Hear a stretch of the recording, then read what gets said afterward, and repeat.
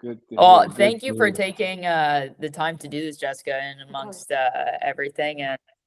And just a cool kind of platform to bridge kind of the gap between kind of those females that kind of want to aspire to be Yeah. where you're at, what I kind of experienced as well. And just super cool that you could do this. So I appreciate it. Yeah, absolutely. No, thank you for asking me. Right away when Ermay texted me, I was like, of course, whatever you so glad to be here. Sweet. Yeah, I was just asking Ermay how you guys got connected. Yeah, we actually got connected through an ex of mine. So he was always doing sessions with him, and I was at the apartment listening, and I'm like, I wanna be a part of this. So then I started to talk to him separately, independently, and then yeah, that's how we got connected. So I love it. yeah. And we've kept in touch ever since. Ever since, Which ever is, since. yeah, I guess how long precisely. ago then was that? Was that when you were back in Green Bay? In Belgium, actually. So it was maybe like Mm, 2.5 years ago, maybe yeah, 2.5 years. something Okay. like two, at least two. So Yeah. yeah. Nice. Yeah. Oh, that's super exciting though. And yeah, I just got recently connected with him. It hasn't been 2 years. It's kind of felt like 2 years, but we Yeah. actually were crossing our stories. We kind of even found each other way back when I was searching and playing for like certain contracts. And Yeah. that was 2018. Oh, And wow. then Yep.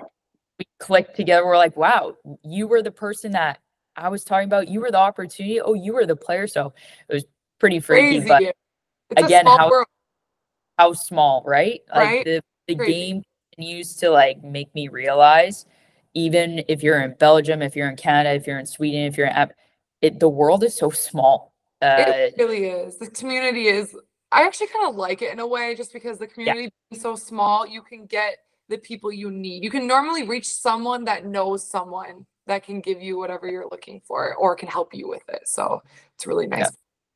Or at least like validate something. Like I'll always go to Fair. Ermay Yeah. or another person and I hear a name and I quickly shoot to them. I say, is this person legit? Yeah. 100%. Yeah. Sweet. So we'll go through the kind of questions that you saw ahead of time. Be Mm-hmm. as authentic and as real as you would always be. Me and Yeah, Ermay of course. keep it that way as well. And then if you want to add anything, feel free. But it's just kind of having a conversation with Okay. us. We'll go from there. Yeah, perfect. That sounds good. Sweet. And then I guess to pronounce your last name, it is just Lindstrom. Yeah. Are you actually Swedish, just like heritage? Yeah, like literally when I'm here, they're even speaking to me in Swedish because they're thinking that and I'm like, no, I get it, but no, I am Swedish in the sense that my dad's grandparents came right from Sweden. So my great grandparents came from Sweden. All right. But I don't know anybody here or anything like that. I wish, but yeah. I guess, yeah, you would. Oh, wait a minute. So you actually could get a Swedish passport. I don't know if but does it work like that? Like my No, of course. her Lineage. grandparents No, it's would have to get it, and then her parents, and then her. no, it's direct lineage. In Sweden, ask Robin about this or ask the team manager. As far as I know, because if you have lineage that comes down 2 lines, you can directly apply for it. But isn't that 3 lines, right? Like my great grandparents. Worth asking. I would Worth love asking. to ask. No, I would love it. I would love to have a Swedish passport too. But I can escape America too. If anything hits the fan in America, I'm gone. I'm in Sweden. So. One of my best friends who also played professionally, she would always get mistaken for Swedish. Tall, blonde, blue-eyed, no German whatsoever, but they all assumed that she was German. Oh, that's hilarious. With your last name and looking like a Swede, I could definitely see how people are just assuming. I feel like I'm at home here, literally, because I'm walking around and I'm like, we all look alike. I was like, this is the first for me, because in Europe, like I've been in Belgium, and I feel like they're all about 5'7", 5'6", or shorter, and brown hair. Yeah, so I was just like, I stuck out everywhere I went. And I was just like, okay. So being here feels a little bit like home. Nice, nice. Excellent. All right, Ermay. So whenever you want to tell me we're live, I think we're already starting to record. So We're recording. We can just go ahead and keep on doing what we're doing. All right. Well, I'll officially start it off though. So, okay. All right. Welcome everyone back to the Strength and Skills podcast. I'm Kerri Kuzbyt alongside my partner Ermay, and we are back with a special guest today. Jessica Lindstrom joins us from Sweden, and she's going to dive in today about her experiences playing in Belgium, as well as the all-important growth mindset that a lot of athletes need to have, especially playing overseas away from family in an unfamiliar country environment, and how she could adapt and how others can adapt off the court, but as well as on the court. So we're going to dive into that today, and hopefully we could grab a few little golden nuggets out of it and provide any more insight into others who maybe want to explore playing in a country like Belgium where they don't speak the language, or in Sweden the same. So super excited, and we're going to go right into it and kind of have Jessica introduce herself a little bit, and then we'll just kind of go from there. So Jessica, thank you for joining us, and I appreciate your time. So why don't you just tell us a little bit about yourself, coming from originally the States and where you played college, and then kind of how you got about to where you are now. Yeah, so I'm Jessica. First of all, I'm very happy to be here. So thank you for having me. I went to college at UW Green Bay for 4 years. And once I graduated there, I signed with an agent. Then actually I went to a small stint in the WNBA because I went to the LA Sparks camp first. And then I ended up going overseas to Luxembourg for my first year. And then after that year, I went to Belgium for 5 years in Belgium. Yeah, so I was there for quite a long time. And then this is my first year out of Belgium since then, and I'm in Sweden now. I wanted to change, so excellent. Yeah. So even just within that pathway, coming from the college system within the States, we know the culture there, to then the little brief stint in LA for the training camp, you said, right? Yeah. And then having that culture to then switching to Belgium in the European style, and as well for a country of that caliber, especially on the female stage and the national team and their kind of success and prominence there. Could you even touch on kind of the different cultures that you probably experienced, and maybe different types of kind of unique qualities of each? Yeah, absolutely. It's actually a great point that you bring that up, because all of them are so very different, in my opinion. I would say college is more so a sisterhood, because you have been together with these girls for 4 years, some of them a little bit longer or a little bit shorter, but you still created this camaraderie together, that made it feel more like a sisterhood. Not work by any means. It was just more so, you're going to school, you're a student, and this is something you have to do as well. But I mean, you want to do the basketball as well. But it seemed like a whirlwind more so, because you had just moved out of your house with your parents, and you're trying to grow this independence. So I would say college was more trying to figure out who you are within this whirlwind of a system. And then you go, when I went to Los Angeles, that was more so getting a little bit of the WNBA culture. That was more so a work culture, I would say. That was women that are there that have been there, veterans, rookies like myself, some in between that have been there 1 year and still have to prove themselves. And that felt like more of a work type situation to me, just because it is work at the end of the day. And they weren't necessarily, a lot of people weren't there to make friends. It was there for a job. It was there to prove something. It wasn't there, or they weren't there to make everyone feel totally like, I wouldn't say welcome. I would just say they were there to do a job, and I completely understand that. And I think as a young, like 22-year-old, you don't get that, because basketball has been like a fun part of your life for a while. And then when you move over to that being more of a business, it can feel different. So when I was there, it felt a little bit more pressure, a little bit really cool though, I would say at the same time, just because it you have all of these people working just for your business. So the Sparks have all of these people behind the scenes working just for us at the time, which I thought was really cool, and how they treated you and how you got money to play. Like that was new to me. So that was a newer part that I learned there. Then going overseas, I went to Luxembourg, and honestly, Luxembourg is such a beautiful country. It's so nice. The people are so nice. So I couldn't have asked for a better first placement overseas. The people were so welcoming, but the language barrier, I have to say, is one of the biggest things, just because the US is so big. You can travel all these places and never English. You kind of forget. You forget that. And that's not okay, because I don't like to even say that, because the US is not the world, right? So I got humbled for sure in the best way possible, just knowing that I'm in somebody else's country and I want to conform a little bit to them. They should not have to conform to me. I was very grateful when they spoke English to me and tried to make me feel so welcome, and they succeeded at that.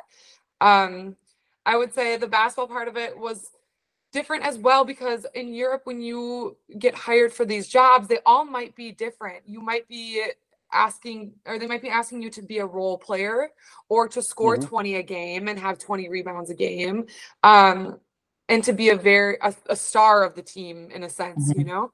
And in that, it was more so that they only brought in 2 foreign players, and you had a big role on the team. Like, you were playing 40 minutes. So that was new to me, because I didn't play 40 minutes in college. I played a lot of minutes, but never the full game necessarily. So I would say that taught me to figure out what the job is that they're hiring you to do. It's basketball, but it's deeper than that. So I would say that. And then you move to Belgium, and Belgium's honestly, it's right next to Luxembourg, but it's very different than Luxembourg as well. I would say that Jessica, Belgium. I'm sorry, I've got a small question for you. Yeah, ask me. Because even though you and I we've discussed this in the past, I still would love you to highlight this a little bit more. I mean, when you actually arrived in Luxembourg, and I mean, obviously you were finally playing these 40-minute full games. How much mental pressure did you put on yourself, and how much did that physically also affect you?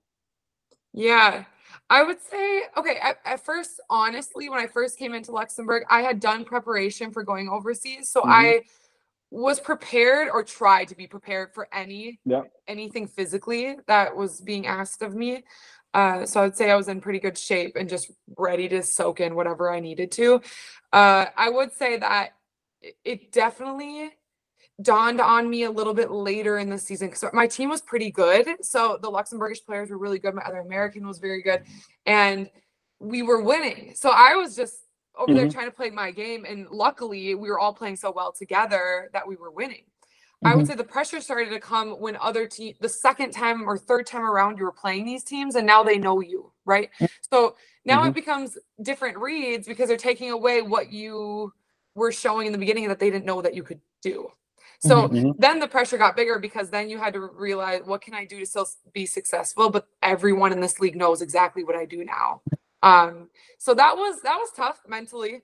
Physically fine, but mentally I had to figure out different ways. And I definitely remember being very frustrated in the sense that I was 7 hours different from my family too. That was something I didn't really highlight. It being 7 hours ahead in time was very hard for me, because you're already a whole ocean away, and then the time difference kind of hurt me, because they're my support system. They're all I knew at the time. So it was hard to communicate with them about what I was going through, and it was hard for them to understand. They never been to Europe. They didn't understand, I was trying to teach them while trying to make them understand what I was going through. So mentally that was a little bit hard for me.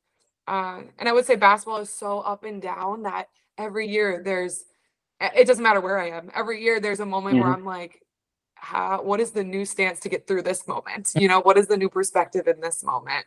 Even though I try to prepare myself, I talked to you a lot one season, and I still went through those dips.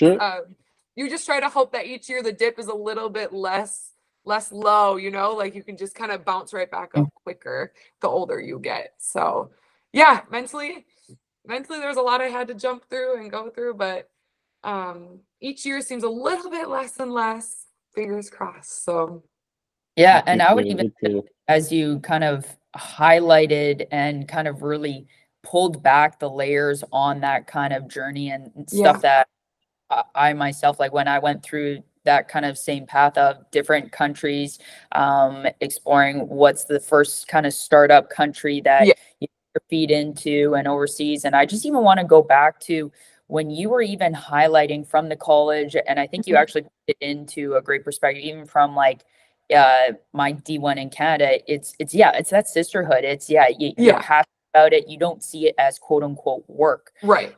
And when I even went overseas, and when you said, but it's very interesting when you said you went overseas, it didn't almost feel like work versus it felt like work when you went to the Sparks. And for me, and even a few of my teammates who they could have played professionally overseas, but they didn't want to. And I said, like, why not? Because I had that passion still. I still wanted to play at great shape. I still wanted to challenge myself in those capacities, learn about myself, going overseas, living by myself, all that sort of stuff. And they said that they saw it as work. And for me, I never saw it as a job. Like the money was the bonus, but for me, like playing overseas was, I wanted to go experience a new culture, like you said, in Luxembourg. I wanted to learn about myself. I went to my university's hometown, so not to really live in a different country. And so I just wanted to really kind of develop into the woman and person within this bigger world of just like, hey, like, let's see what I'm kind of made of now, right? For sure. And so I thought it was interesting at the point where, yeah, I understand at the time, because I had a friend as well. She did the Seattle storm training camp. And so she was saying as well, same thing. It felt almost more like a business, because yes, it is that. But at the same time, the perspective is these people are trying to fight for their goals, their dreams, 100%. But like their job, their stability. So it makes sense that some people are just, you know, it's out for themselves. And it's the exact same overseas. Like there's only one import contract or two, depending on your country, right? And that role that it comes with.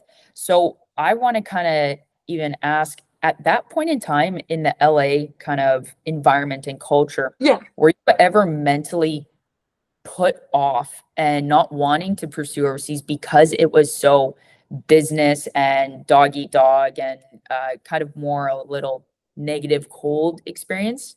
Did you want to note it? I could definitely understand where your friend was coming from too, because I have no hate towards the WNBA. It was just my experience in general. It was a dog eat dog thing. They brought in, you know, 8 or 10 rookies to try to fill 2 spots. You know what I mean? So it was like very, very dog eat dog. And I totally understand that, you know, you do your best. In my opinion, I think they already had who they, in their mind, they already had who they wanted to fill those spots anyway. That's the kind of vibe I got while being there. So then I switched my mindset and I was just like, you know, I'm just going to do my best until they send me home, because if I make it, great. But I had the feeling, and just based on how they were acting and the vibe in general, I was like, they know who they want, you know, like they know. So I had come from a mid-major, right? So not only, my school did not speak for me on the side either. So I know that the odds were against me, which did not, I still did my best, of course. Like if I could change their minds, I wanted to, but I was like, I'm going to do my best, you know, make the most of this experience. And overseas for me, like after they had sent me home, and it was very different because overseas was something I wanted to experience with or without basketball. I was like, I want to go to Europe. I want to travel. I want to see different cultures, different perspectives, meet new people, and see different mindsets. I think that's exhilarating for me. And so I knew already I wanted to go overseas. I wanted to travel. I love it. So it was great for me that I was gifted in basketball, that could bring me over there. But if I wasn't, I would have found a way to go. Do you know what I mean? So for me, it might have been a little bit different. I just like the experience I like all the experience. Give me all the countries, all the languages. It's fine with me. And I think right there, that's why, like you even highlighting, so for any player that is going through, maybe they're put in that position and then they're not given what they kind of were always destined or wanted to do. Right. The mindset that you approached it with is something to highlight, that you only could control what you could control. 100%. And so the fact that you told yourself that is how you kind of allowed yourself to respond to that situation of it when you got that news, versus another player who would come in a bit more quote unquote delusional or not realistic or truthful to themselves. Right. Then that's when maybe, now they're not going overseas and now they're saying, hey, I'm giving it up. So it's very important for, when you do approach a situation, you could only control, give it your best. And at the end of the day, and that's what I always told myself as well, if I could say that I've done everything in my power to put myself in the position to even have opportunity, I'm happy with that. But if deep down you can't ask yourself that question, then now you have those athletes that will fall into kind of that slump or go through that rougher period of time when that kind of dream isn't fulfilled. Right. And even you going overseas, you even then highlighted, you first didn't talk about basketball, you talked about culture, experiencing life and all that. For me as well, if I expressed it to Ermay, where like, for me, what made basketball and me playing great overseas was not the actual game. It was what I allowed myself to soak up, the culture, the life. And that's something that one of my friends and agents told me, saying never sacrifice life for the game. Because a lot of athletes, I think you would know as well, would just sacrifice to get a contract, but they're living in horrible conditions. They're not treated well by the club. All that. You could probably attest to that as well from your side of things that you see, not even just in the females. The females, it's a bit more prominent because there's opportunities, so it's exasperated a bit more, but I'm sure it's still happening in the males as well, where you're treated horribly, maybe not getting the pay on time and all that just for the contract. And that's something that I express to everyone. Don't sacrifice everything, because as you mentioned before, the game is going to go like this. Okay. And especially as imports, there's so much more pressure because you're brought in to do the thing. And so you have that pressure and then you let everything go. Now it's getting into that circle effect that you don't want. And now it's spilling over into life and everything else. So I think the fact that you even highlighted where it is culture first, it's having that kind of mindset in a sense where, okay, I'm going to go in knowing what I could provide. And at the end of the day, if they don't want that value, that's okay, because I know somebody else will. Yes, exactly. And I also think what you were saying was like a balance, right? Because if you're putting all of your eggs in one basket and you're like, the passion for basketball, I really respect this, but sometimes when girls are like, this is my passion, this is everything, so I will sacrifice all of my life outside of it. And I'm like, you're going to grow to resent the game, actually, because you sacrificed everything that made you happy in life besides basketball, right? And just to play, which I admire in a sense, but in a way I'm like, that's not, in the long run, it doesn't work out that way. I would say that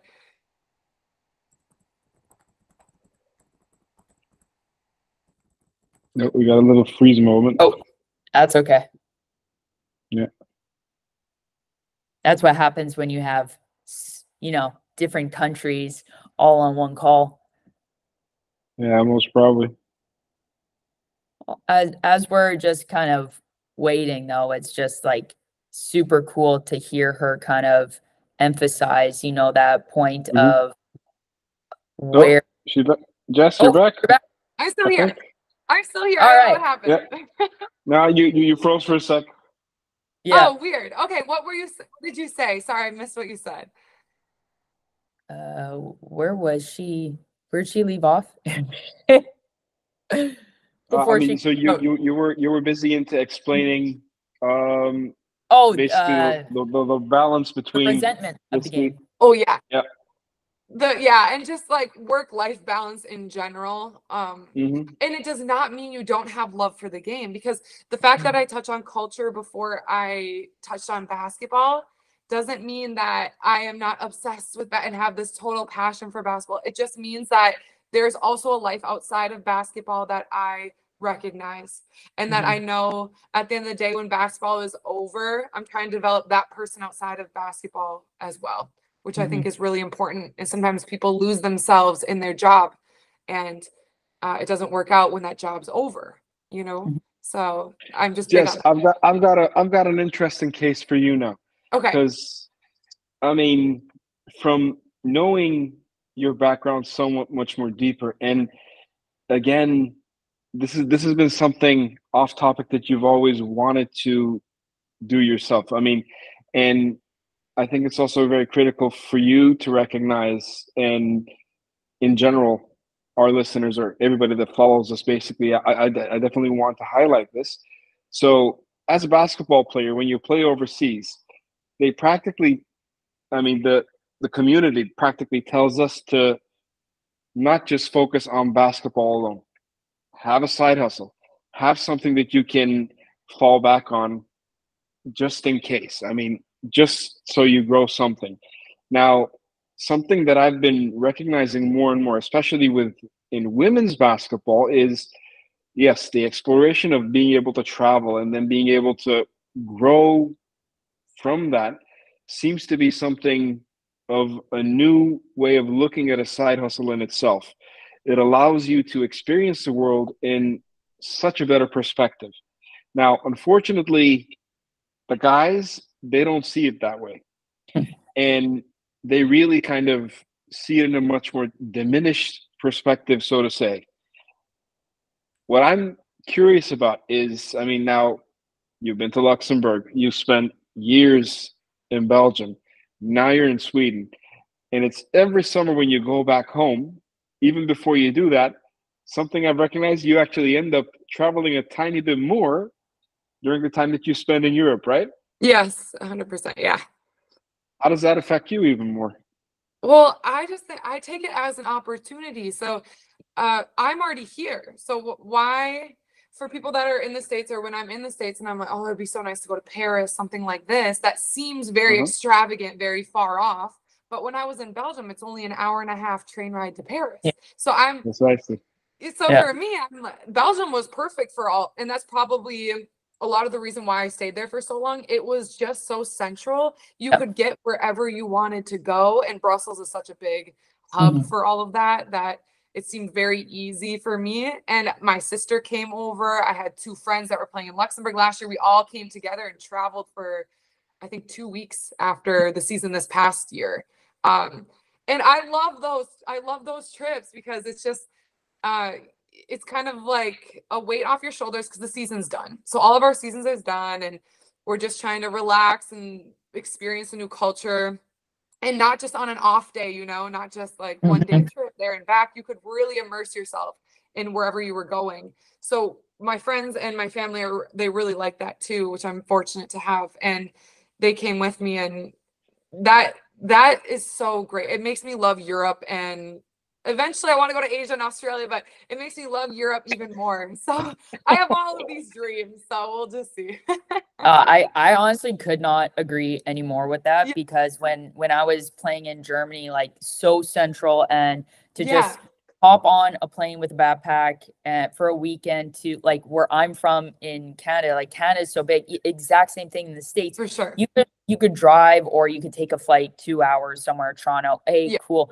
But you could go an hour anywhere, and all of a sudden, oh, I'm in Rome today. Like, it does Yeah. sound extravagant, but it's Yeah. just that's what I love about Europe. And it's so small, and you get anywhere. And just like you, I always took an end of season trip before I went back to train off season, because you're right there anyways. Yeah. So taking it all in, and then to have like my family, where I met them up over like a bye weekend and then brought them back to Germany. We went to Lisbon, and then my brother came over, and it's like that, like you said, those experiences, and then having like your friends. I even played with a teammate of mine that was from Germany, played 5 years with myself in college, and then we then played pro together. Oh, that's cool. Hometown. It was so cool, but it's once again, it's those experiences where like us expressing them right now, we're not talking about the games and the leagues and the trophies and the wins and the losses. We're talking about the experience that like the game has provided. 100%. And even when you touch back on like experiencing the culture and going exploring and all that, and somebody saying, oh, but aren't you a pro? Aren't you training? Aren't you doing this? Yeah, I'm still doing that. But at the same time, that's not life. That's not all of me. And when you get caught up in that identity, like I've known players as well, where it's just that, then they're miserable playing, then they're underperforming, and then, then they lose their contract, then they don't get anything. So it's a vicious cycle. So it's not that you are less relentless. You don't have the, like you even coming from the American culture, and even like me in the Canadian culture, it still has that stigma of like, hey, we have to have the Mamba mentality. We got to go 6 hours. Right. Yeah. Only, like we've experienced that to our degrees, whether when you were at Green Bay, when I was playing as well, even Ermay, you could probably attest to it as well. It's when you experience that culture in the States, and even for me in America or in Canada, and then coming over to Europe, how efficient they are. And even me as player development and training, we're on 75 minutes to 90 with intention and intensity, versus you don't need to be in the gym for 6 hours and then you're getting nothing. So you even experiencing those different cultures from kind of the States to then Belgium and Luxembourg and Sweden, do you actually see that you're performing physically and mentally better because of kind of their approach to the game in that sort of sense and how they kind of treat it? Yeah, I would say that each coach I've had definitely treats it a little bit differently, because I would say that I have had coaches in the past that I was in the gym still for 5 hours, you know, which means that not at one time, we had 2 days and things like that, and you still ended up being in the gym, you know, you come early, you stay after, and it ends up being about 5 hours. And I would say that my body recovers way worse when it's like that. And I have to just do, you know, I'm not going to tell him to change his whole philosophy. So I just have to conform. But I would say that if you can go on the court and efficiently do what you need to do in under an hour and 90 minutes, max 2, if you got to talk through some things and everything's new and all of that. But for over 2 hours, I don't see how the efficiency goes up, you know, because our attention span as well, it's like for 2 hours, you can be very focused, but when it starts to get a little bit longer, you get more fatigue, you get a little bit antsy. And I would say that, I'm with you on that. I would much prefer to efficiently do our job, do it hard. Even you can still have a hard practice in an hour and a half and get what you need done instead of a 3-hour stint. So, and college was something different. I felt like I lived at the gym in college. So it was weird to come over here. And then in Luxembourg, for example, I think we practice 3 times a week or something like 4 times a week. It was something way less than college. And I was like, am I going to still perform? Because I was taught that you have to be in the gym this amount of time in order to perform like this. And but ladies, don't forget one thing though. I mean, there is also this aspect that you have outside of North America. In North America, you have constant space availability. True. And in the rest of the world, this is actually a major issue. Even though, I mean, at pro level, sometimes when you're on an extremely good team and they literally own the space, all right, less issues, but still, that also does mean that they also rent out that space to other events, just to be able to make money off. But obviously, in North America, you never have that problem. I mean, if a high school gym is owned by that high school, or if you are close by in a pro facility and it's solely run for that purpose of basketball, it gives you that opportunity. Yes, you can be in the gym 6 hours long and you can practically stay around that gym space for doing what you Yeah. still love to do. Yeah. But it's an entirely other thing, and that's also pretty much a flip of the mind switch of why in Europe efficiency had to grow that way.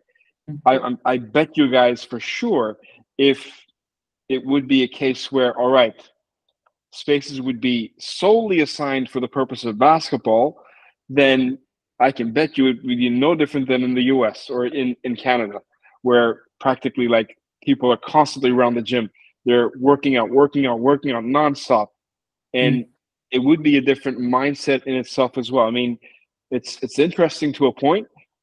It was, I think, during one of my trips to the US that I had figured out very early on, this is actually a very huge difference, because this does mean one thing in Europe specifically, where I'd seen how level of efficiency really was working, and literally in about an hour and a half even, you had to be able to do what you do and get out of the gym, Right. versus practically being in a gym for 3, 4, 5 hours was an option. Yep. And it again brings a curious case. How much do you really get affected by this as a player, especially as a women's pro player? How much does this really affect you? I would even also say, like, I think there are seasons in life and seasons that as professional athletes and college athletes that we go through where I wouldn't regret anything with having that. Yeah, I'm in the gym, and I was in the gym 4 days a week, and I loved it. And going through that period of time, but then when my player development coach started to train me in an hour, I remember, and he said, "Okay, we're done with the session." And I was like, aren't we going to be here for another hour and a half and get up another 400 shots that I'm used to? And right then and there, it changed my perspective of how you could come into the gym, be efficient. But the biggest thing, and when I say with even player development and when I have the athletes in, is the intentionality. And you could be in there for an hour and get absolutely like physically and mentally purposeful reps versus them being in there for 2.5 hours, shooting your arm off, and then your quality goes down. So I think, and it goes to kind of, you kind of have to go through that like ugly scene in your career, do your time. But then as you start to kind of evolve, you start to understand what's a bit more efficient and how to use your time and what you're actually focusing and training on to then get you to what you specifically need to do. And that's why I never go over 90 minutes. Or when I was playing overseas, I would go into the gym. I had coach and the club say, "Hey, give me the key to the gym." So I did, Ermay. I admit I got a key to the gym. So I did my 2 a day still, but I wasn't in there for more than an hour. So I still kind of had that, but at the same time, I was just a lot more intentional with it. And what I expressed to athletes, where you could still be relentless and get your stuff done, but do it in an efficient manner where you come in, you know what you're working on, what your role is with the team, what is your weakness, what is your strength. And that way you could get your progress so much more efficiently than, doing that time. Cause I like from experience, I could say that. Could you also say that, Jessica? Yeah, no, absolutely. I don't regret those long days in the gym from college, just because it made you develop a way of, working really hard towards your goal and things like that. I would say that we were younger and a little bit inexperienced in the sense of how efficient can we do this? Because I did find myself in the gym a couple times. I can even remember did I actually get better today? You know what I mean? Did I do what I needed to do game rep shots today? Or did I just do it and leave and then I got nothing out of it, but I was there? You know what I mean? Yeah. So I would say I definitely, the older I get, I learn that more and more each year, how to more efficiently do that with my game. And I think if we could start that even expressing at the younger levels, like even Ermay, you said it, and I thought it was so great that you highlighted it, where, in Europe, like I experienced, like in the places that I was in Germany and Spain, and even here, like when I'm in Scotland, the teams here, they only practice, well, the pro team, they go because they have their own facility, so we're going to disregard that. But all the club teams here in Scotland, they could only practice 2 times a week. And I'm like, what? And so that right then and there, like coaches or players, then they start to say, that's why we're not good. That's not why we're not developing, versus like the Spanish, and they have their own gym. They're going all that. I said, guys, if we know we have that time, that's our constraint. It's not how much time we have, it's what we do with that time and how intentional we need to be. So when somebody from Europe coming over, or you even experiencing, over in the States, yes, you have that availability, but I would actually even challenge the States and say, yeah, you have that availability for the 6 hours, but you could still cap your athletes at, hey, we're only in here 2 hours. You can't do anything more. Like when we were out in Italy and I was doing a camp, the whole premise behind it was ensuring that these athletes aren't driving themselves and burning them into the ground. So when they were done, we said, hey, it's the 2 hours. It's our downtime. They said, oh, can we shoot around more? We're like, no, go to the beach, go pick up the soccer ball, go and explore. And it's allowing them just to understand, hey, when you only have this amount of time, don't abuse it. You come in, you become efficient with it, and then you start to explore other things outside that is going to make this stuff on court that much better. So even kind of you experiencing and the 3 to 4 times, I remember I was even texting one of my friends and he was playing in Italy's B series at the time. And I said, how many times are you practicing? And then he said like 3 or 4, not the 2 days, not what we're used to in college and everything. I was like, wow. And I texted another friend who she was then playing in Poland, exact same thing. And I don't know, would you agree with this, Jessica, where pro kind of feels like less pro compared to like, especially like in the States where you came from, but like even like the Division I in Canada that I was doing, you're kind of a bit more pro, or like of that work, I guess, load and capacity. Then when you come overseas and it's just like, we're training less, we're not doing as much as we were in university and college. Shouldn't this be the other way around? I totally get what you mean. I have thought about that before. I think that was a big thing when I went to Luxembourg, because we practiced a lot less. Out of all of the countries I played in, that was, or league and coaches, that was the least I've ever practiced a week.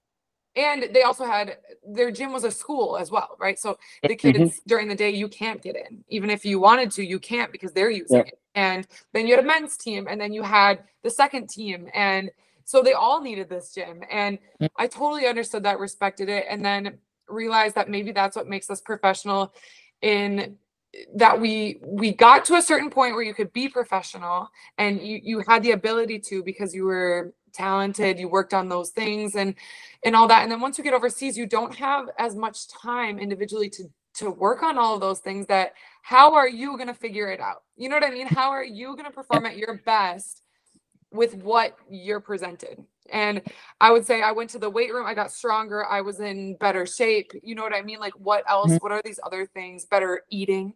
Like in college, you know, your metabolism is obviously very different as well when you're 18 to 22. And there was just all of these factors that I realized do come in when you're overseas and you're living alone and you're doing all of these things that you didn't have to do in college. In college, they kind of hand things to you, right? Here's your lunch card, go get whatever you want, dinner, breakfast. Oh, our recovery room's over here with the protein and all of the stuff, which is amazing, right? Like if we could have that everywhere, we would, but the reality is we don't. So you have to figure out how to do that on your own. Like that's part of your job too. That's hours you think aren't, you know, business hours, but it's still your job. So at the end of the day, I come here, I stretch, I do all that stuff. That's still my job, even though I'm not at the gym and I'm not necessarily clocking in for it. It's like what you're doing on the side that makes you be great at your job professionally, for sure. Because in college, they were like, here's the stretches, here's your mobility routine for today. They're just handing it to you. You don't even have to think, really. So when you come over here, you have to think of everything you need specifically, because everyone's different. Everybody's body's different. And what do you need to be great? And you have to do a lot of self-work to try to figure it out, to be the greatest you can be mentally as well. The difference of the unseen hours, pretty The much. unseen hours. 100%. Yeah. Hours. Yeah. Yeah. I would say it's 96% is done off the court. 4% is on the court. Yeah. And I really think not a lot of athletes today just understand that. No. Like, they really only think, hey, on the court, that's where it is. Yeah. No, that's like where the performance stage is, but everything for you to step onto that stage is off those 4 lines. And even you saying, like, physically and mentally, I remember as well, like, yeah, it was all this stuff off court back in my flat, stretching, all that, just to prepare and wait by the time practice, because we were the last ones on the court, which, gosh, it was late at night. It was 8:30 p.m. Oh yeah. Like, oh my gosh. But it's that stuff mentally, though, like that, the growth mindset, in a sense of being open, being adaptable to anything that is thrown at you. So whether that was less practices, then you taking the approach of, no, I still have to put myself in a position where I'm ready for this, where this is something that I may not like doing right now, but this is something that I fight it. So with regards to kind of the narrative that you give yourself, or even like the growth mindset that you approached it with, how has that kind of been your anchor throughout that, coming from the States in Luxembourg, but then even from Luxembourg to Belgium to now Sweden? How has that need to evolve, and, like I said, kind of been dragged with you? Yeah, I could start by saying I definitely didn't do it alone. I think that for me personally, I like to get my thoughts out. I like to just express it in that way. I definitely, and I had an injury at one point too. In 2020, I tore my ACL, so that's a different story. But I had been going to a sports psychologist after that as well in Belgium. They had one in person that spoke really good English. So I took that opportunity, like, I'm going. And so that was in Belgium, that wasn't in college? No. So you even did an extreme injury like that in a foreign country. So in not COVID. So not only is that, like, hard as it is for anybody in like their own culture to experience that, and having to go through that mentality of coming back from that injury, you then have to do that on top of being in a foreign country. Yeah, and I got my surgery in Belgium. So luckily my parents were already booked. It was a weird situation. They had already booked and were coming over.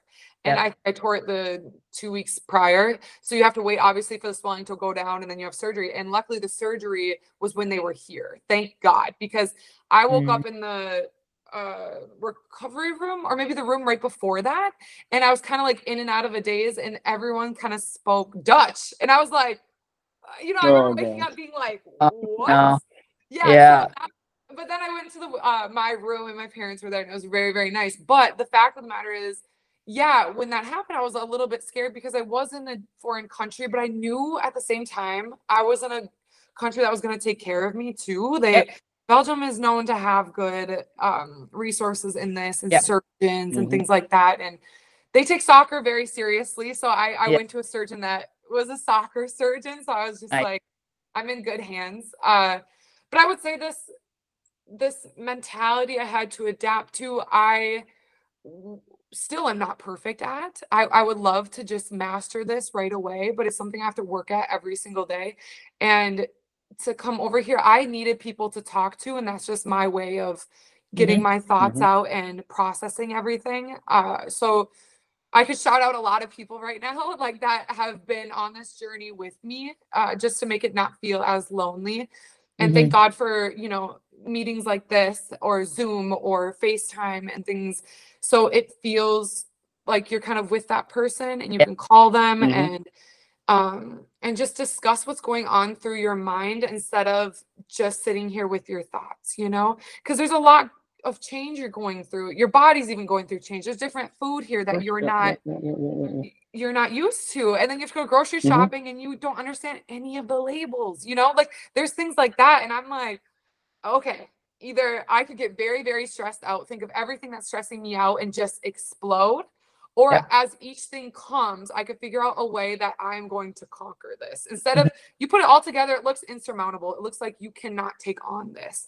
But if you put them a little bit separate as they come, then you can figure out in that moment, okay, what can I do to make this easier next time or right now? Or grocery shopping, for example, I went to the grocery store in Luxembourg many times to figure out where everything is placed first, right? Like where everything is, so that I don't waste time going up and down the aisles a million times trying to find what I need.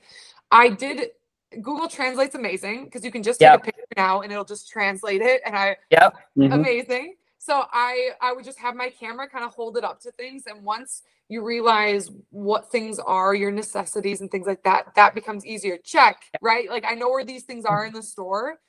Check. Now you can venture out and be like, and then I kind of found it exciting. So I was like, okay, now I'm going to venture out and see if they have this, see if I can make this, you know? And I kind of found fun in that just because you have to, why make it a chore? If it's something you have to do, you want to do, and it's something that is different than the easy United States where I know literally where everything is. If I don't, if I can't find something in the store, I go to Walmart and I'll just look and they have everything. So I remember in Luxembourg, I just wanted a fan. And I was like, if there was a Walmart here, it'd just be so easy for me to just walk over to the Walmart. But I had to figure out that they have these smaller companies. And I actually grew to like that. I was like, okay, they're all trying to get on their way with these small bakeries, these small family-owned businesses. And I really learned to like that. It wasn't as easy as the United States, right? You couldn't go to one store, but it was something that made you tour the city. You had to walk around. You had to figure it out. You had to talk to people. So I just tried to find fun in it. So if I had any advice to anybody with that, it would just don't make it this big ball, this big mountain that you look like you can't climb over. I just think if you take it little by little, and then you start mastering these things, it becomes a lot easier, and life becomes a lot easier in that. And just giving yourself grace, right? Like we don't speak the language. I had to smile many times and be like, English? I've definitely been there. Like, please? And they were just like, you know, some are like, some would say no. I've had in Belgium, I was in the French part of Belgium, and there was a lot of moments where they were like, no. And then they just walked away, and I was like, okay. Like, and I wasn't hurt. I'm in their country. I'm like, fair enough. And I just kind of like maybe found somebody else, but I might have gotten rejected a couple times in the process. But it's life. I don't even take it personal. It is what it is. If someone came up to me speaking French in the States, I'd also be like, you know, I can't. I'm sorry. So I think the biggest thing that you honestly highlighted there was that the fact is the growth mindset is it's never perfect. We're constantly learning it. It's something that is, we're never actually going to perfect it. It is a lifelong skill that is constantly evolving. And that's something, one of the greatest things that I took upon myself and to learn as well is, okay, how could I actually develop more of a growth mindset? And because back in Canada and North America, like we're given everything. Literally. And we're not forced to problem solve. We're not forced to kind of go and venture and challenge ourselves and all that sort of stuff. So like from that standpoint, and then the other is, I remember as well, the ability to FaceTime. Like I kept asking myself, I was like, wow, if I was older and FaceTime wasn't around, people were writing letters. Like I know. I felt so connected with my brother. Yeah, my you young sister. people would not remember that most probably. We used to write letters back in the day. And especially like my grandparents as well. Like when I was overseas, I was like, because they only knew, oh, Kerri's in the Apple, and I'm like, hi, and it felt like it literally didn't feel like I was overseas. Like it was amazing. And those days that you even said and highlighted, like you expressed that you deal best with talking to individuals. For me, I was talking as well, but even like still to say like living overseas away from my family and all that. Yeah, like Scotland's an English country, but you're still, you know, away from family and all that. How I deal with it is expressing through writing and to get those words out from the head. And this is to any athlete. So finding whatever works best for you. And the analogy that was given to me once by a psychologist was essentially picture an empty parking lot and there's a car in that parking lot and it is just going and in, 360s, wheelies, just like going chaotic. That, in a sense, are your thoughts and your voices inside your head. And Right. if you could take that out and express it in a way that allows you to then get over it and disconnect. So having that kind of cognitive distancing yourself from your thoughts and reality in a Right. sense where you're not mad that somebody said no to you. You're not mad you can't find anything. If Yeah. you spend more time and effort on being mad about you being mad, you're getting nowhere. Yeah. So the thought with that and all those kind of tips and tricks with that mentality, with that growth mindset, those techniques, those are things that, yeah, like when it rains, it pours. You don't have to. It doesn't Mhm. have to pour when it rains. You could take out that umbrella and you could continue to walk through that storm Mhm. and find a way. And then it's not pouring. It's not, everything is down and then all of a sudden basketball is down. Like, Right. so it's that ability. And I'm glad that you even mentioned that where you have to express it to somebody. You're still working on it. I'm still working on it. Like those are the things that need to be highlighted where Yeah. it's okay that, yeah, you're going to have a bad day. That's life. And the fact that you're just finding now ways where you're best responding and growing as a human, not as an athlete, as a human, because once you grow as a human, you could grow as an athlete. Mhm. But the fact that you're just starting to take all these experiences in, could you even say that was then maybe something that helped you through recovering through an ACL and basketball related stuff because of that perspective and mindset you have? Yeah, yeah, I would definitely say that. I would say that I had, like I said, I can't say this enough. I just had a lot of great people in my life that I found I would go to or gravitate towards, and not even just family, Yep. just good friends and good networking that I was like, I know this person, if I reach out to this person right now, they would know exactly what to say, things like that, or what I needed at the time. Maybe I just needed some reassurance. I go to my sister 100%, things like that. And she knows me in and out. So that if I knew I needed that, I knew who to go to. Do you know what I Yep. mean? Yep. And so with my injury, I would say, yeah, practicing all of this and already going through a lot of adversity as it is made it a little bit easier when it happened. I would say a little bit of a shock value as well, just because when things like that happen, you're not prepared for it ever. But I would say I wasn't prepared for a lot of things. When I came to Luxembourg, I came off the plane not knowing anybody. My parents had never gone to Europe. I don't know if my sister had ever, my family just had never gone to Europe. And they're like, "You're going to Europe?" And I was like, "Yeah, I'm going to play in Europe." And they're like, "Okay, who's picking you up from the airport?" Like it was just Yeah. so foreign to them. They were like, Yeah. "What?" But bless them because they were just like, "You got this. Like have fun." But I remember my dad specifically being like, "I could never do this." He was like, "I am like, this is amazing. I could have never done this. Like, if when I was your age, I would not have done it." And to be fair, the technology was very different, of Yeah. course, of course. Mhm. So things seemed a lot scarier, I think, too. But I was just like, I'm going for it. I don't know if it was a little free spirited or I was just like, there's other things in this world and I have to see it. I have to Yeah. experience these things. Home is always there, right? Like home is there. The Mhm. states and where Wisconsin will always be there for me. Mhm. So if I experience everything and I'm like, Wisconsin is that's just in my heart, I can go back.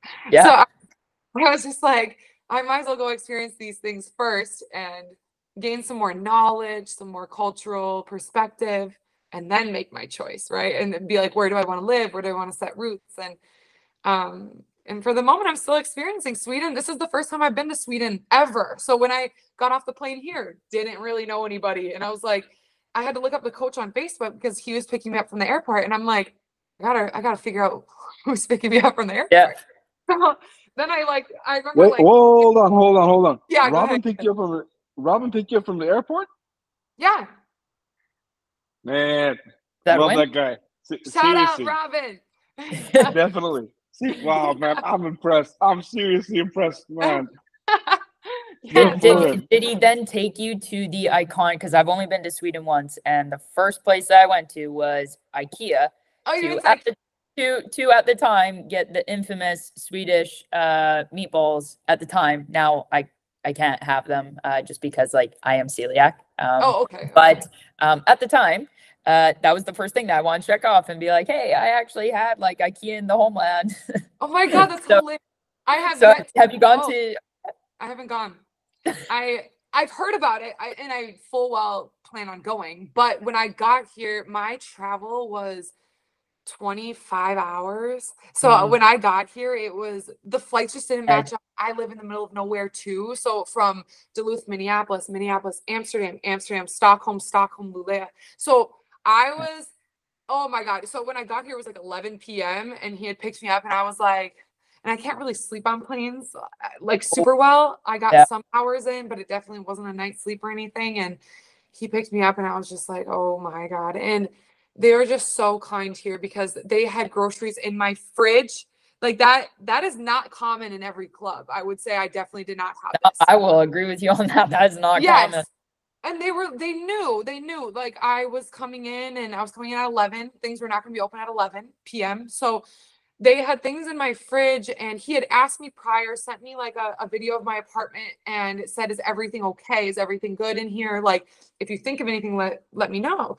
And for me, I'm a fan sleeper. I need a fan I like the noise to sleep. And I was like, hey, everything looks great. Just one thing, like, do you guys have a fan? And he was like, oh, like this, sent me a picture. And I realized they ordered it. They didn't even have an extra. I was just wondering if the club had an extra fan or someone did it. Something like that. And it was here brand new. And I was just like, I came in at 11 p.m. and I was like, I have to call my parents because this is already so welcoming that I was like, I have to let them know that, hey, I'm here. And this is so nice. At first glance, the coach picked me up, super kind, super nice, brought me right to my apartment, groceries in the fridge, the fan I asked for here, brand new. I was like, okay, I could like take a breath and actually sleep well that night, which is, it wasn't always the case, and I'm older as well. So the uncomfortability is okay for me sometimes just being in a new space. But they do a really shout out Sweden for that and my club, because that was a very warm welcome, which after a long travel hour and being far away from your home, it can feel really nice. So, and I guess it also speaks to it speaks to them as a club too, like how they care for that athlete, because I know stories, and you do as well in Ermay, like not every club is going to, not the specific coach is not picking you up for sure.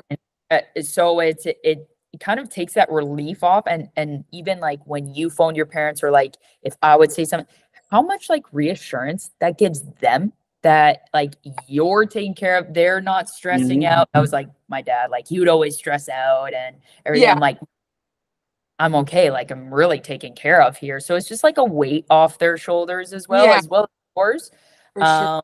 But like, would you even say like the transition, if we like it segue into like the final portion of this, from Belgium to Sweden, and you even expressing, hey, you still want to experience like the culture and everything. Did you just feel that it was time that you wanted a different challenge from Belgium, and why you wanted to go to a different country versus you were already there? You said 5 years?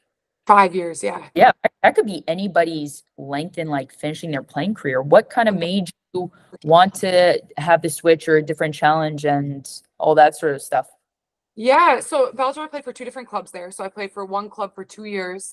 That's the club I tore my ACL at. So then I came back my next year to that same club, which was good, really nice for me to know exactly what I was going into after an injury like that. And then one of the best clubs offered me after that season. So I stayed there for 3 years, and I played Euro 3 years. So that's partially also why I stayed there. And Belgium is a nice country. I had autonomy. I had, things in my contract that I really appreciated, that like a car, for example, so you can have a bit of a life outside of the court and things like that. But I think that I wanted to change in a sense that basketball wise, I wanted to change, because when you're at a place for that long, you also know all the ins and outs and things maybe you don't even want to know about the basketball and your business. And because basketball is the business. So you hear of, I don't know, like every league has like some scandal or some gossip or this. Ermay, you could probably know all of that on your right? end, right? Like I'm sure he even knows some of the stuff I'm talking about. So he knows.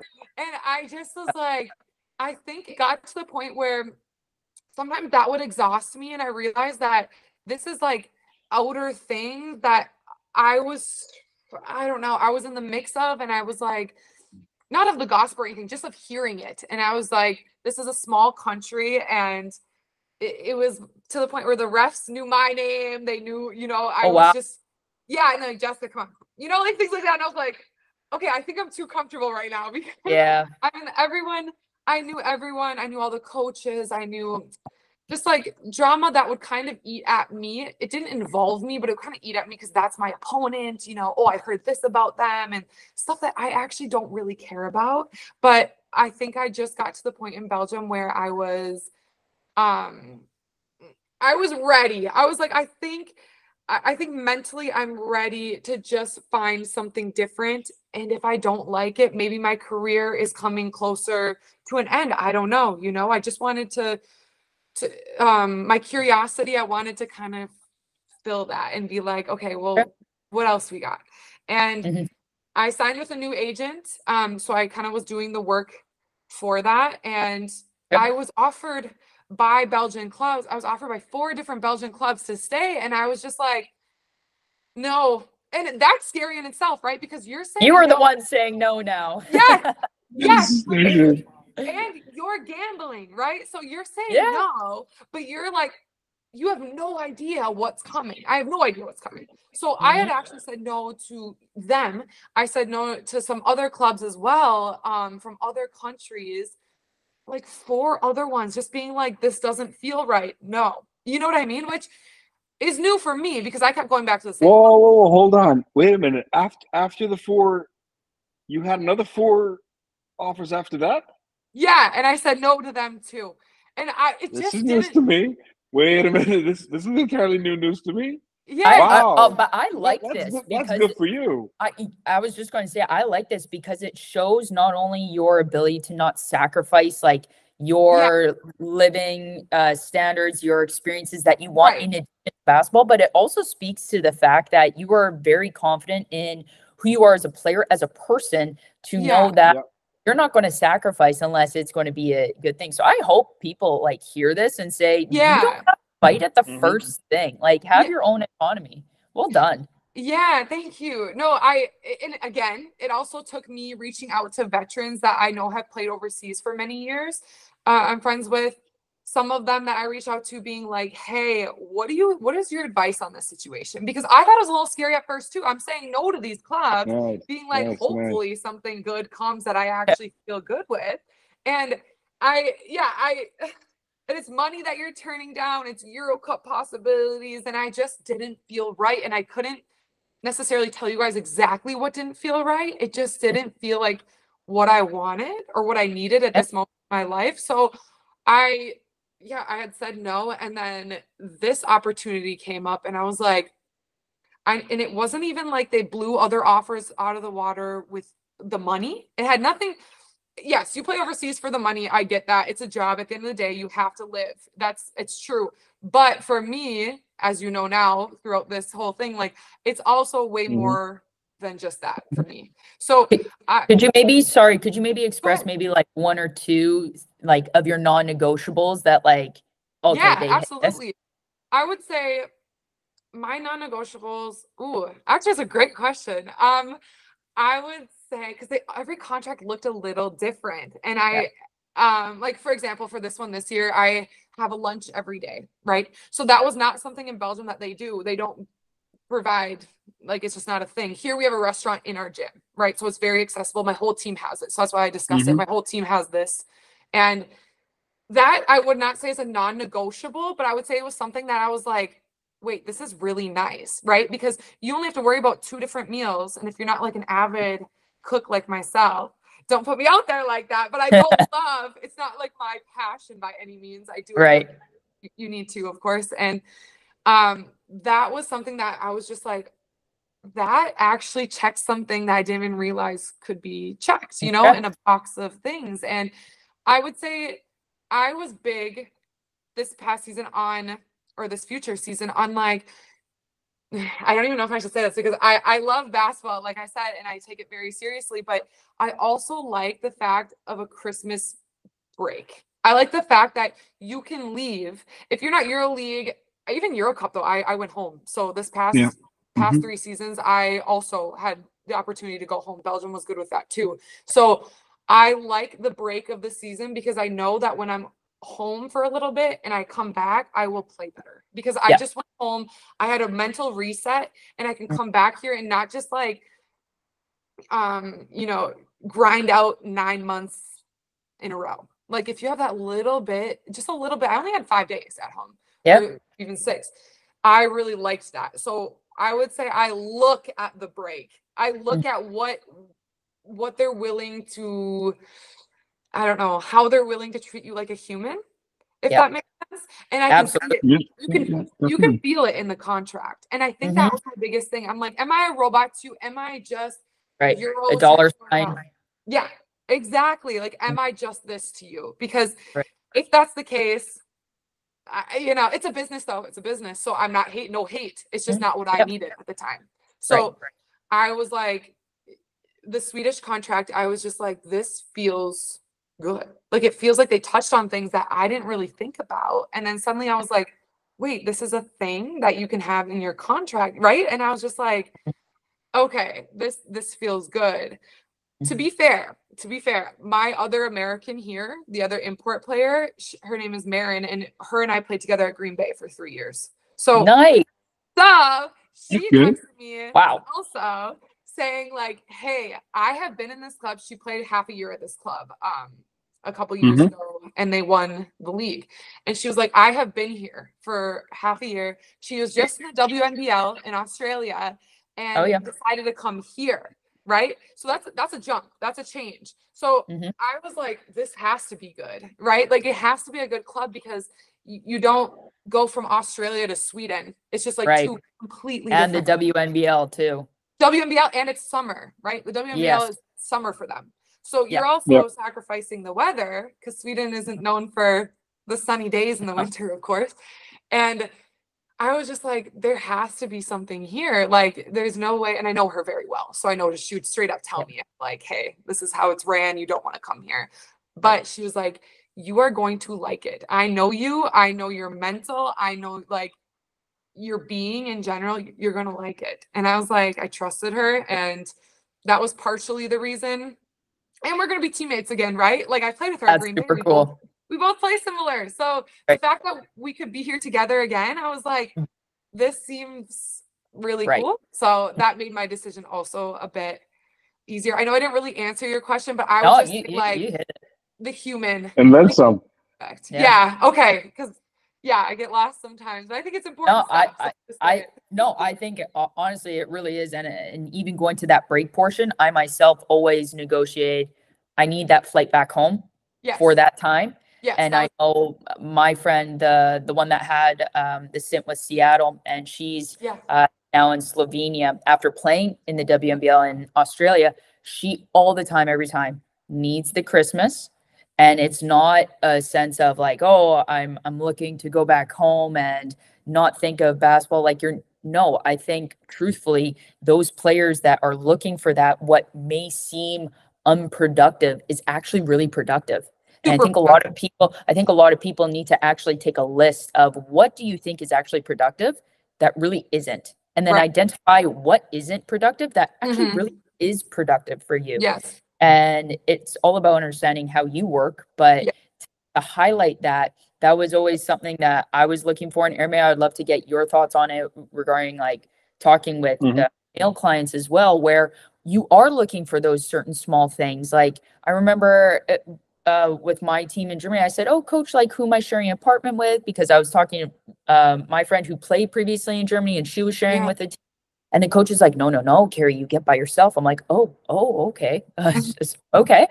And so it's those things where like they just want to treat you well, or are you being treated for, hey, are you 6 foot? I'm 5'8" roster height, 5'7" 3/4, but 5'8" point guard here, where they're saying a club, hey, can you give me 30 and 20 rebounds and just this? And so just very superficial. And I, like you, no. And I was shit scared saying no, because you have no idea. But if you just then communicate to me that that's all you see me as. And so I knew then if I was then going to go into that position, I wouldn't like it, because I know that you don't see me for just outside of the basketball player. So I think it was amazing how you did touch on those things where, yeah, athletes, when you are seeking out a pro contract, don't just go for that dollar sign or that thing. Don't sacrifice it. Once again, like, believe in yourself that a team does want you for your value. Yes. But you have to look out for you. You have to be your own advocate. So like Ermay, like with that, how much do you kind of tell like males or any clients that you express with that? Because you're on the other side of this. Like me and Jessica are on one side, but you have like I mean, the other side. It's true, but I think it kind of correlates, or like kind of funnels down into 3 key things. First off, I mean, when you look at things from the club perspective, I mean, when I have respective clients that are clubs, or like in the current state that I'm in right now, so I am basically consulting a top level club in Europe, and they've literally grown the entire organization tremendously this off season. They brought in a new sports director. The entire coaching staff's been changed out almost, and after that, kind of like 70% of the roster has been changed out because of that state. And at a point now, from the bottom up, they are looking at changing everything. And the first point of initiation that they've tried to get through is changing the mindset of how the club operates. And for that purpose, what they're trying to achieve, first of all, is flip the mind switch of everybody. Literally. I mean, from the janitors cleaning the floor all the way to the players on it. And for that, they practically kind of like say, all right, if this is the kind of scope that we're going to be going through, we need to interview everybody. And through that, they want to understand precisely how what is needed has to be developed in the fastest way, the most efficient way possible.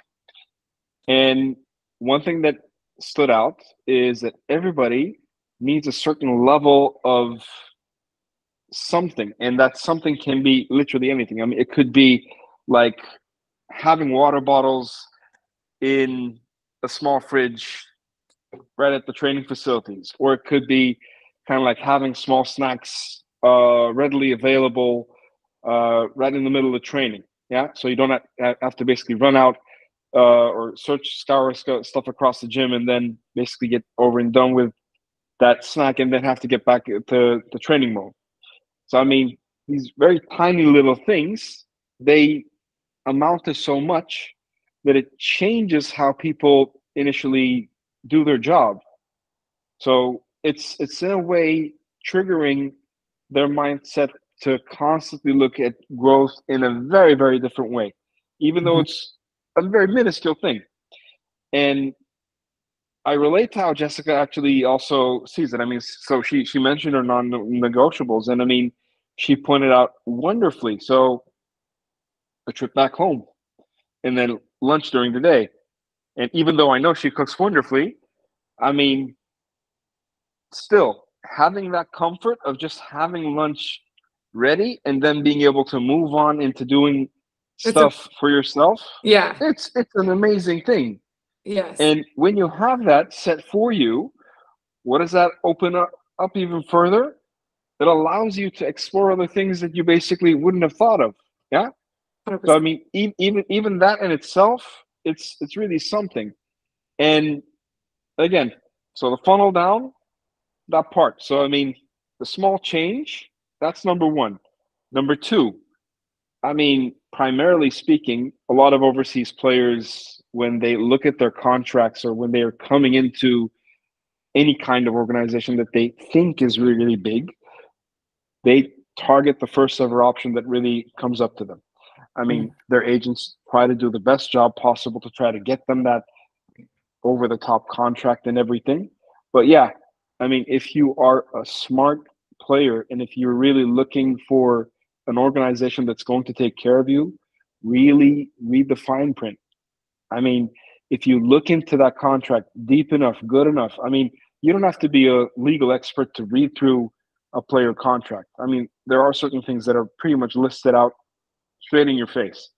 And if you already feel like, no, this is not going to work for me, then just like Jess did, I mean, you do need to put it to a side. Mm-hmm. I mean, I love Belgium. I love women's basketball in Belgium. But I mean, it's also a given fact. I mean, they offer certain things that are very standard over there. Yeah. And when you try to look for something that's not a part of the status quo, that's not a part of the standard agreement over there, they struggle with trying to give that. And it's okay, that's fine.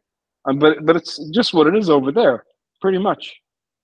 I mean, that is why leagues like Sweden, leagues like Australia, I mean, leagues like in Asia, they exist, and they exist for a reason, because they're able to offer something that is not really standard there. Yeah? Right. Yes. I mean, again, like I'll give you an example from in Turkey. They try to make you as welcome as possible over there, and they try to put everything on a plate that you basically could potentially want, but there are certain things missing, and then I mean, you basically do not see that even in the fine print. Yeah. And you only find that out after you Get the arrive. tinfoil. It's like tinfoil. Yeah. Shiny, Precisely. shiny object Precisely. syndrome. I mean, it's shiny out one perspective of when you look at it, but when you crumble it all up, it ain't exactly like that, is it? Yeah. So I mean, it's a different thing. Yeah. And I think, lastly, to be honest, and I mean, this goes to I think the overseas pro experience in itself, when players gain much more experience of traveling as a human being. Yes. And they understand the certain level of discomfort that they can actually go through. And I mean, again, gradually this all kind of is like the umbrella over everything. They come to that conclusion. I mean, look, I know certain leagues are not going to work for me after a certain point. So I need to think about my life standards at this point.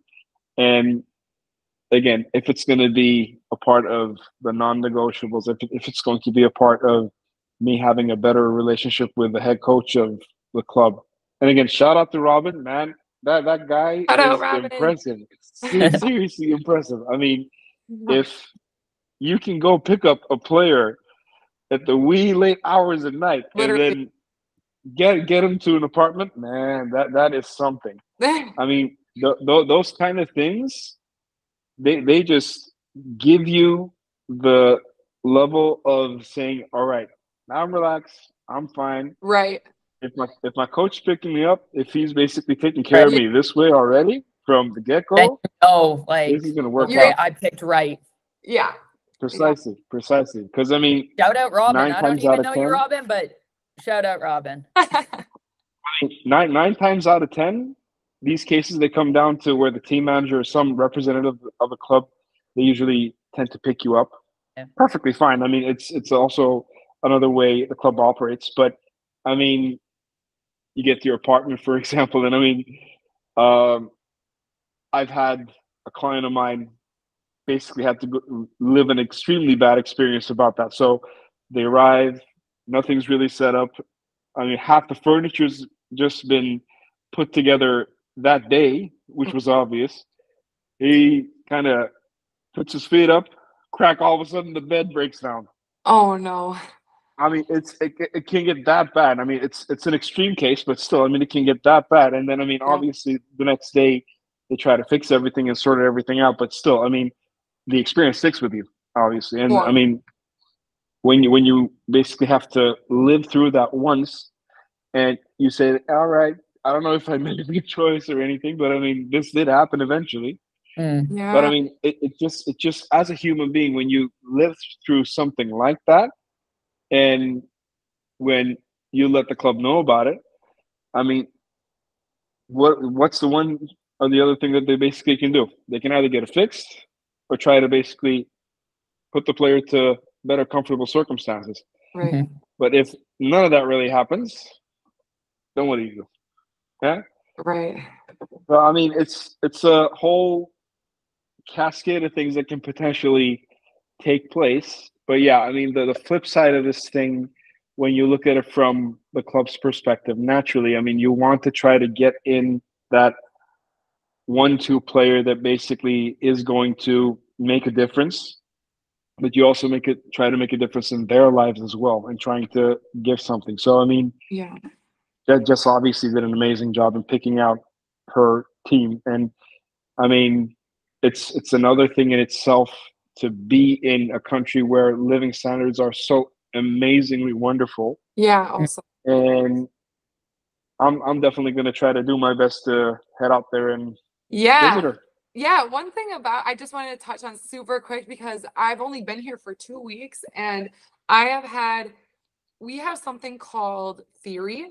So this is new to me. I've been on, Euro Cup team for 3 years straight, and like the Kangaroos, they were Euro League, Euro Cup. I was on them before, and literally I have never done a theory session with the team in my life. So theory is like, you as a team, all of us on the team here, we all came together into a classroom this past Sunday, and we were all talking about and they gave us lunch. They gave us, like, honestly, these small things, I'm like, some clubs could never, like the fact that they're coming, they're like, look, we know we're having you come into a classroom kind of like a student again. We're going to give you lunch though. Like, just bear with us. Like, just come. And we were talking about what our team wants to look like, what our goals are. Like, obviously you can say win the league. Like, that's the easiest thing. They go more in depth with that, and they say like individual things, and we go around and we speak about it all together, and then we go off into groups so that you learn each of the player better and they learn about you more, and then you discuss together what you're going to come up with, and then we wrote it on the board and like all this stuff, and we kind of presented it. And I like this stuff. I'm like, oh, I chose right, because I'm like, I already was thinking of this stuff anyway. So now that I can get it out, I can write it down, and we're doing it as a team, is like something I have not experienced. This past one we did, which was yesterday or the day before, we went one group the locker room, one group in the stands, and one group in the gym, and you had to visualize what you wanted this environment to look like, and then as your group, you had to write down what you wanted it to be. So the locker room would be like a safe space, right? Like music playing, maybe it was like, certain things like this that you wanted to feel welcome when you walked in. And then as in the gym, what did you want the fans to look for? What do you want the fans to view our team as, or what do you think of right when you walk on the court? All of these in-depth questions. And then the other one was media and more fan-based, actually. So it's media, more fan-based. What do we think that they're going to perceive us as, and what are we about to do about it? Because it's out of our control, to be honest. Like, you can control as much as you can, put on the best show you can, like togetherness and all of this stuff. But at the end of the day, the media is going to write what they want to write anyway. And it sounds like that's more of a thing here than it was in Belgium. And yeah, which is new to me as well. So apparently people come up to you sometimes and they'll be like, what happened at this game? Things like that. And I'll be like, just learning and prepping you for some moments that they totally recognize that they have here. And they're like, look, this is what happens, but we're preparing you for it. Like, this is, and I was just like, I was in awe, and I had to tell them. And the coach was like, you've never done a theory session? I was like, no, but I love it. I was like the most talking in it, because I was just like, this is amazing. Like, we're all just getting together, learning and visualizing what we individually and collectively want to do on the court. When usually you have to do that alone. Usually that's after hours. Like, that's just you. So that just attests to Sweden in general. Sweden, like, they're just so for your mental well-being, and they think it's just as important on the court as it is off. And I think a lot of clubs don't do that. No, I've definitely never heard of that approach, for sure. And I think it really puts everything and kind of wraps up this whole kind of running theme that we had throughout, which was kind of that holistic development and care for as a person and then as an athlete. But even if we go through the entire time lapse of this discussion of how you could even see that evolution from different cultures, whether it's in the States, the different seasons you're in from college in those days where you're just learning, and then you're exploring and experimenting overseas in different cultures and getting used to those standards, and then for them to prepare you because that's what they deal with. And I think the overarching thing in here is that understanding when you go to a different place in a different culture, they're going to present to you different challenges that are unique to them, and those different cultural factors on the court, but also off the court that are embedded into that culture, their traditions, their histories. That's what makes them unique in different parts of the world. And that's why it's so beautiful. But for all the athletes to know that when you are searching out a country, like what got you there isn't going to get you to somewhere else. Okay? And I think the biggest thing is that understanding each culture, each situation is going to be different. It's going to pose those different situations and the mindset with which you have to go along with it. So whether you want to sit in the rain and just let it rain on you, or do you take out your umbrella and you continue to walk through the rain? In that sort of sense. So I think it's been great in how you highlighted each different kind of culture and your experience with it, but more so your response and also your, perspective on where you are, where your feet are, and where it's going to take you, or at least allow you to get to that next challenging thing and kind of that growth of a person that you are. And then because organically, then it's giving you now that freedom and that license to just play freely, no pressure, no lucratives. Because at the end of the day, the game is 40 minutes long and life has no time limit on it. It does have time limit on it, but the game ends in 40 minutes out of a 24-hour day, right? Right. No, you're totally right. No, this was such a great discussion, you guys. Like I really had an enjoyable time with you too. So I really am glad that you asked me to come on here and share some perspective on it, and just recognizing we're all growing as people. We all have different journeys. And we're trying to highlight some things along these journeys to make it a little bit easier for everyone else. So I definitely, like from my standpoint, and like for the female culture to kind of hear, as well as the males, but the females to understand that, like it's going to be tough, but to highlight those things of how are you going to seek out help? How are you going to grow as a human while still being relentless and kind of very passionate about what you still want to do as a profession, as a job. And that's something that me and Ermay both take extremely pride in this podcast. It goes beyond basketball, and what you did today is you highlighted all those kind of areas that we want to shine light on to coaches, to the younger players coming up, male or female, where you're going to have to figure out all these things besides the stuff within the game. So I do want to thank you for sharing those mental aspects and your journey and just all those viewpoints in the way that you did so, as well as Ermay. Anything to add on your end? No, all good on my end, to be honest. Ladies, I mean, I appreciate your time, and just it's always fun catching up with you. I mean, I love never it. dull moment ever. And partner, I mean, did a bang up job today, and I think we should definitely do this sometime, maybe towards the end of the season, and then catch up again. Definitely wrap it up. See if you made it to IKEA. Hopefully, or I failed, because that's crazy. You can't go to Sweden and not go to IKEA. So yes, I will let you know that experience. For sure. So I appreciate your time, Jessica, Ermay, for everyone listening.